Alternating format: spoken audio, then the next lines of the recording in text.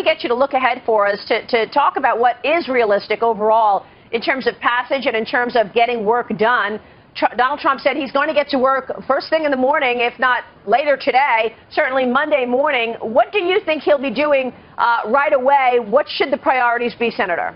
The priority should be getting rid of the job-killing regulations that Obama put in place.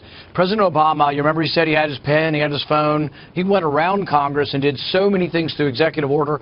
All of the terrible things that President Obama did to the economy can be undone like that. And I suspect that Donald Trump is not going to sit around and rest on his laurels. I suspect that on day one you'll see half a dozen, maybe a dozen regulations repealed.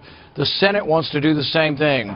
We're talking about meeting as often as we can, maybe even 24 hours a day, to repeal regulations through something called the Congressional Review Act that allows for a majority vote to repeal regulations. We want to unleash the American job engine and get government out of the way, and we want to see growth like we had maybe back under Reagan's administration.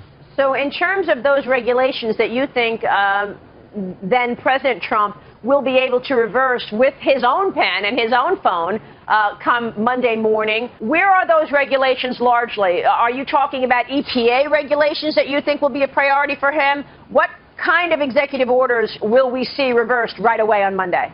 I think the most overbearing and the most numerous of the regulations have come from the EPA. I can't wait to see Scott Pruitt also approved. I think he'll look with a very methodical and very much an intelligent oversight of the regulatory atmosphere.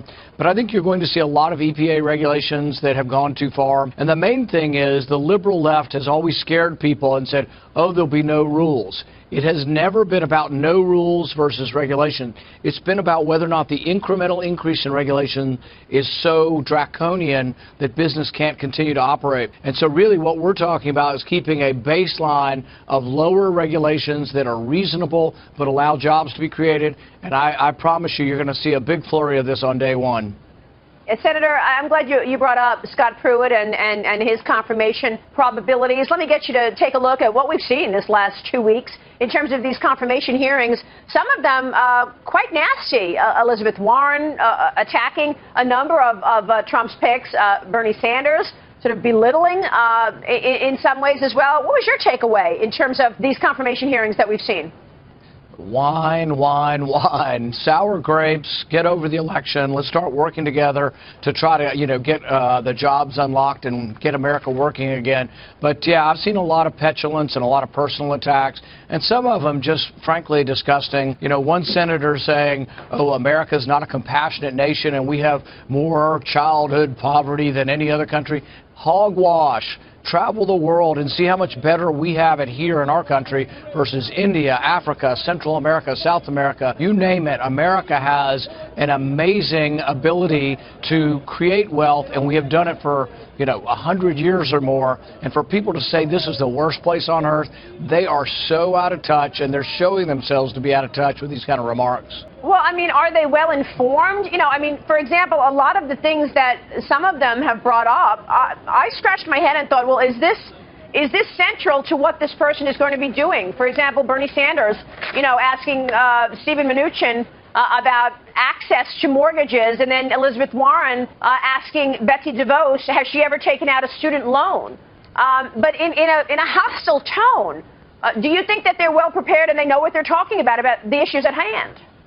No, and I think it's looked terrible. I mean, one senator asked Tom Price, whose dad died from smoking and from emphysema, why he had the gall to own a tobacco stock.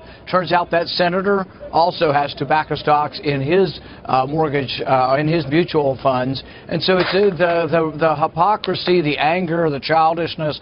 We're going to have to try to get beyond the election and really start looking for common ground, particularly with Obamacare, because it's going to take Democrats to vote for a replacement bill.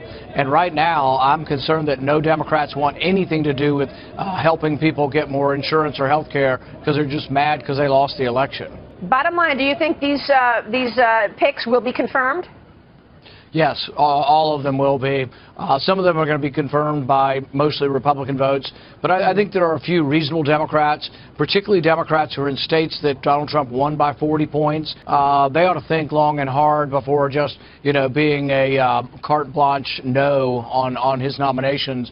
Because from talking to him, I think he's not afraid to go to their states and let the people in their states know what their senator's doing up here. And that's going to be an important part of replacement, is that Donald Trump's the kind of president who will show up in different states around the country and say, we need replacement and we need your senator to vote for it. And he reminded everybody last night, you have an election in 2 years. Senator, good to see you. Thank you so much for joining us. Thank you.